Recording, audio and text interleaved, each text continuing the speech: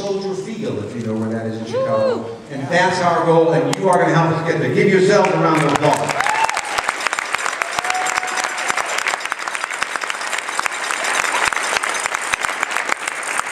But I can't tell you nearly as well about the program and what it means as well as our next mission speaker came. She's what a difference is made to her and her family. She's from the Illinois chapter. She's from Lake Zurich. She's a full-time mom with 2 children, Will and Jenna. She will hit the Chicago pavement tomorrow in her marathon debut. Please welcome Julie Snyder. Julie, come on!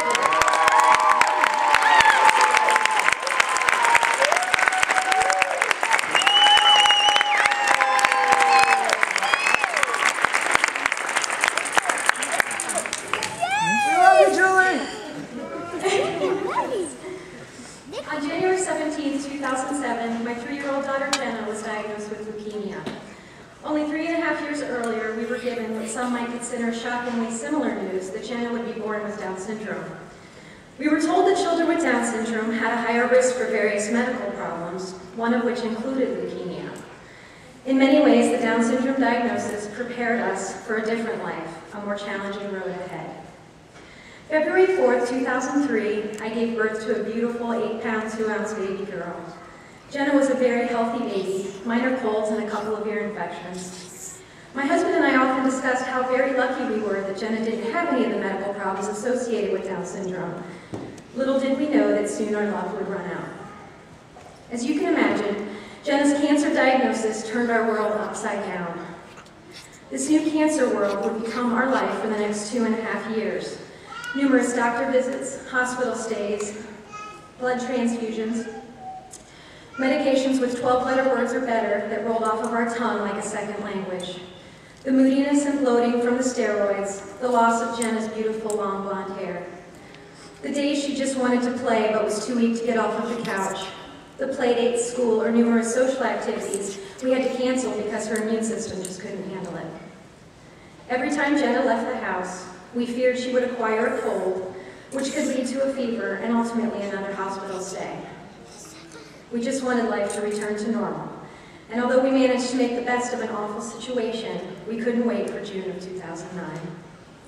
December 2008, the Team in Training postcard, the one I had received numerous times before, arrived in the mail. This would be the year it wouldn't get tossed in a drawer or become part of the recycle bin. This time, I would fill it out, mail it in, and wait for the call. I vividly remember the night of the information meeting.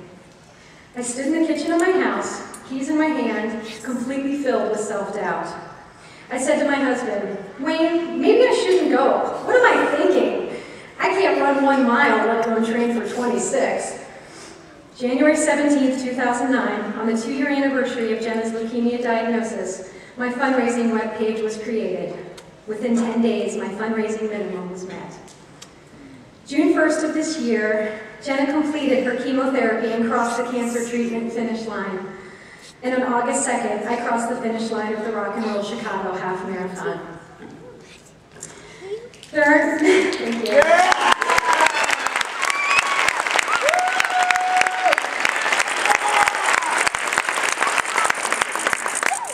There are many personal challenges you take on in life that you can say with absolute certainty you will be successful. When I joined Team in Training, although I questioned my physical ability, I knew that through the combined efforts of my amazing mentor, my coaches, and my supportive new running partners, the ambitious goal of tackling a marathon was completely attainable. One of my favorite aspects of our Saturday trainings, aside from the awesome breakfast we would devour after our runs, I love the mission moments and the stories that we shared. As I stand before you tonight, the eve of running 26.2 miles, I'll be honest, I'm not 100% convinced that I like to run. What I do know is that I like to talk, and talk I did this season. Honestly, not a lot of simultaneous talking and running in the early months of training. Let's face it, I could barely breathe, let alone talk. As the days turned into weeks and the minutes turned to miles, it wasn't long before my heart and lungs grew stronger, allowing me to chit-chat along the way. I found great joy in getting to know my teammates, these incredible people. We started out strangers, but will remain lifelong friends. One of my favorite getting to know you questions, inspired in part by Leslie Spencer's amazing documentary on team entitled Why They Run, I would ask just that. So, why do you run? I believe that every team and training runner has a story that needs to be told. I am so thankful for those that shared their stories with me. Tomorrow I run in honor of my incredible daughter Jenna and her courageous and proud big brother Will.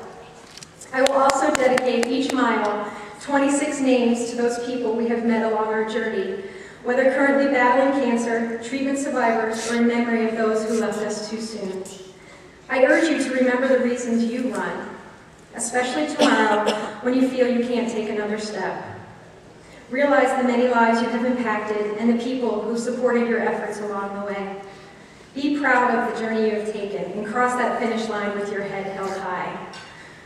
I would like to thank all of you for allowing me to share Jenna's story, our story, with you tonight. I would also like to add a very special thank you to my amazing husband, who supported my training every step of the way. As I mentioned earlier, I am not convinced that I like to run, but what I do know is that I have to keep running, so that hopefully, someday, no other parent will be told your child has leukemia. Thank you.